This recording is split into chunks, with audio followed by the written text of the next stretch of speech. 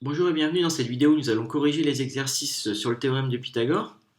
Donc le premier exercice, on a un triangle ABC rectangle en C, un côté AC qui fait 5 et un côté BC qui fait 6. Et donc on nous demande de calculer AB. Alors, on a un triangle rectangle, on connaît deux côtés. Bon, on va utiliser le théorème de Pythagore pour réaliser cet exercice. Pour utiliser le théorème de Pythagore, il faut avoir un triangle rectangle, ce qu'on a là. Donc on va préciser qu'on a bien un triangle rectangle. Donc ABC et rectangle en C, d'après le théorème de Pythagore,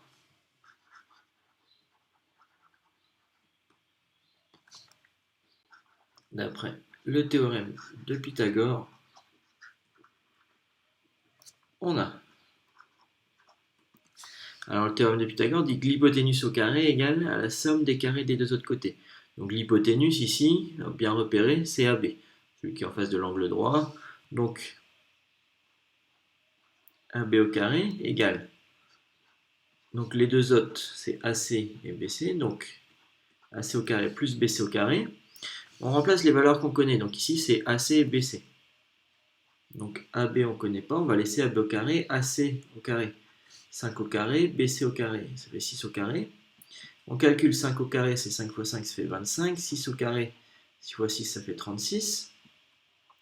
25 plus 36, ça fait 61.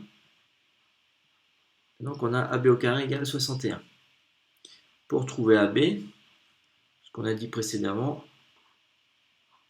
il faut prendre la racine carrée de 61 et une valeur approchée de AB, de racine de 61, arrondi au dixième, c'est 7,8 si on arrondit ça au dixième. Donc voilà pour le premier exercice. Le deuxième, ici, on a à peu près la même chose, un triangle ABC, rectangle en C. On a deux côtés, ici AC qui vaut 12 et AB qui vaut 20. Et ici, on nous demande de calculer BC. Alors, la différence par rapport à l'exercice précédent, c'est que tout à l'heure, on nous demandait de calculer l'hypoténuse. Bon, là, c'est un des deux autres côtés. C'est pas grave, sur l'idée, c'est qu'on a un triangle rectangle, et donc on va pouvoir utiliser le théorème de Pythagore. Donc ABC est rectangle en C, et d'après le théorème de Pythagore,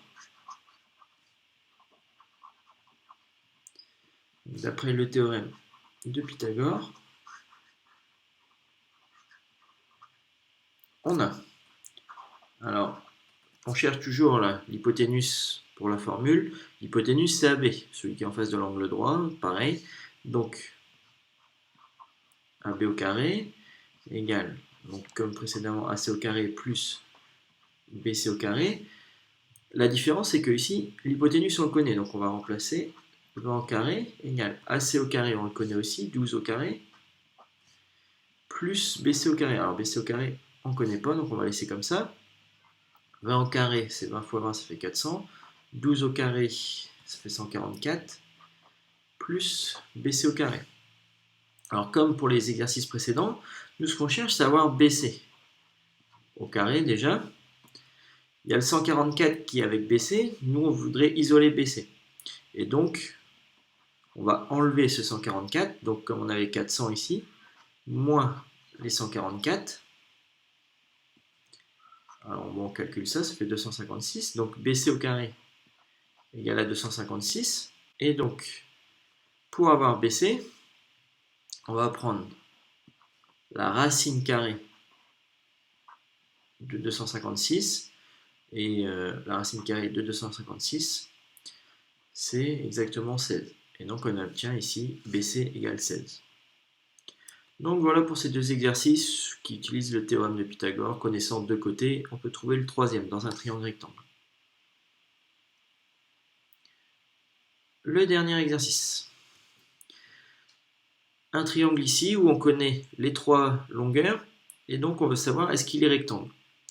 Alors, s'il est rectangle ici, c'est en haut puisque le plus grand côté, il est ici, c'est FL.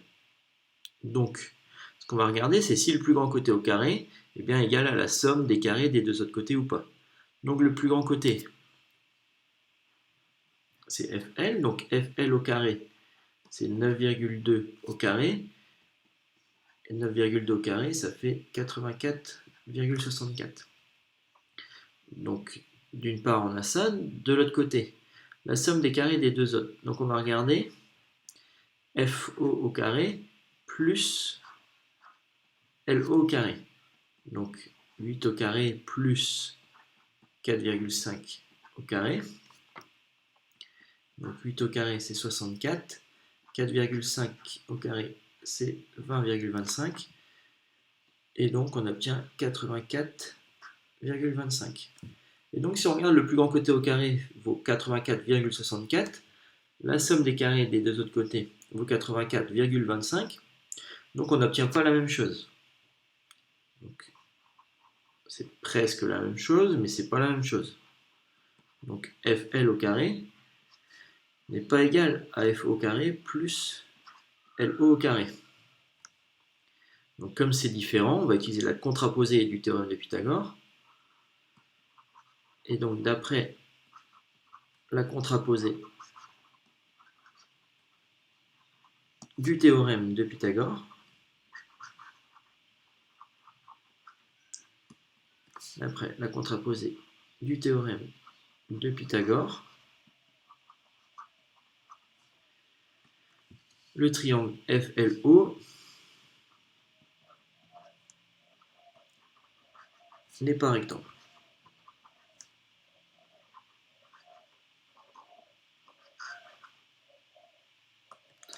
Donc voilà pour ces exercices d'application sur le théorème de Pythagore. J'espère que ça vous sera utile. Et merci de m'avoir suivi. Et puis à bientôt dans des prochaines vidéos.